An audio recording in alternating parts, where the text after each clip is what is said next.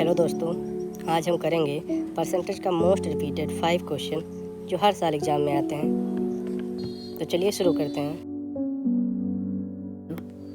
A 25% more than B is 40% less than C 30% more than D, by what percent A less than D।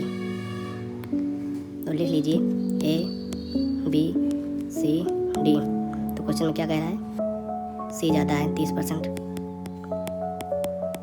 उसके बाद क्या कह रहा है? B कम है C से 40%। बात क्या कह रहा है? A ज़्यादा है B से 25%। तो हम मान लेते हैं D 100 है। जब 100 को 30% बढ़ाएंगे 130 हो जाएगा। 130 को 40% कम करेंगे तो 130 बचेगा 60%। B को 25% बढ़ाएंगे तो ये पूरा B है। 130 इंटू 60 बटे 100, 125% बढ़ाएंगे किसी भी नंबर को तो हो जाएगा 125%। तो हमें A और D का रेशियो चाहिए। D 100 है, इसको सॉल्व करेंगे तो आ जाएगा 97.5। तो क्वेश्चन में पूछा है A कितना कम है D से, A कितना कम है D से, तो इसमें से माइनस करेंगे कितना कम है 2.5।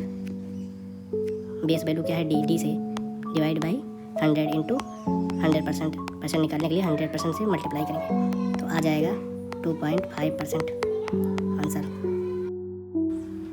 तो चलिए देखते हैं क्वेश्चन नंबर 2। तो क्वेश्चन क्या है? If out tax is paid before the due date, one get a reduction of 12% on the amount of the bill. By paying the tax before the due date a person got a reduction of 21 रुपये। The amount of out tax paid was, मतलब कोई इंसान bill pay करता है तो उसे 12% की छूट मिलती है और रुपये में उसे 21 रुपये की छूट मिलती है। तो क्वेश्चन पूछ रहा है उसने कितना बिल पे किया। तो मान लेते हैं लेट बिल इक्वल टू 100%। उसे छूट कितना मिला? 12%। और रुपये में कितना छूट मिला? 21 रुपये। तो 12% की वैल्यू हमें दी है 21 रुपये।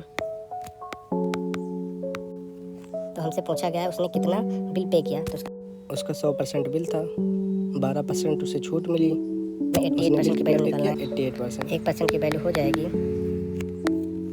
2100 अपान 12। 8% की वैल्यू हो जाएगी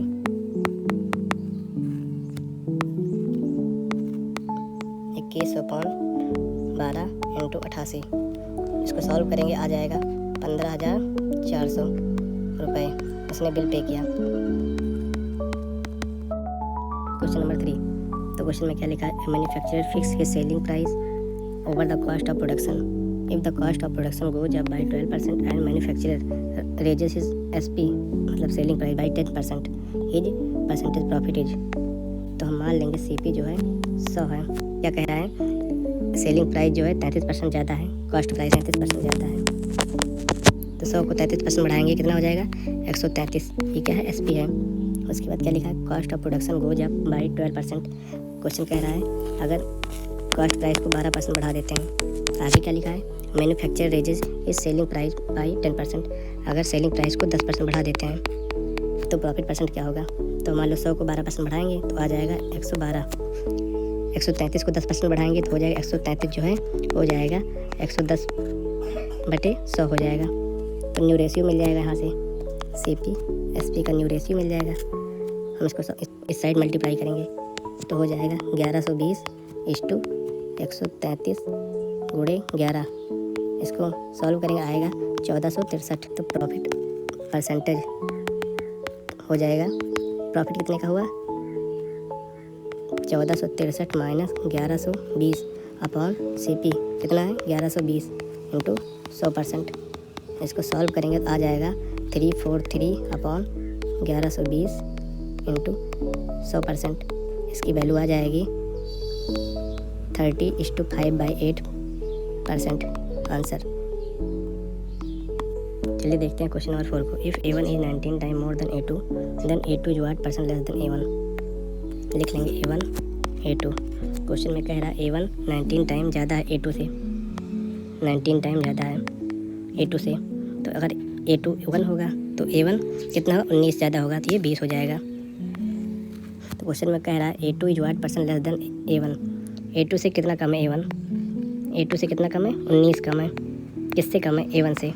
डिवाइड बाई 20, परसेंटेज निकालने का 100% से मल्टीप्लाई, तो इसको सॉल्व करेंगे, आ जाएगा 85% कम है। चलिए देखते हैं क्वेश्चन नंबर 5 को। There were 2 candidate in election, one got 41% of a total vote and lost by 5580 vote, find the total vote. तो मान लेते हैं 100% वोट था, टोटल 100%। दो कैंडिडेट थे, पहला कैंडिडेट दूसरा कैंडिडेट। पहले वन गॉट 41%, पहले को मिला 41% वोट, दूसरे को मिलेगा 100 माइनस 41%, इसकी वैल्यू हो जाएगी 59%। उसके बाद आगे पढ़ेंगे, लॉस्ट बाई 5580 वोट, और हारा कितने वोट से? 5580 वोट से, और परसेंटेज में कितने वोट से हारा? 59% माइनस 41% इक्वल टू 18% से हारा। 18% की वैल्यू दी है 5580, 1% की वैल्यू हो जाएगी 5580 बटे 18, ये हो जाएगा 310, और 100% की वैल्यू हो जाएगी 310 इंटू 100, हो जाएगा 31,000 आंसर।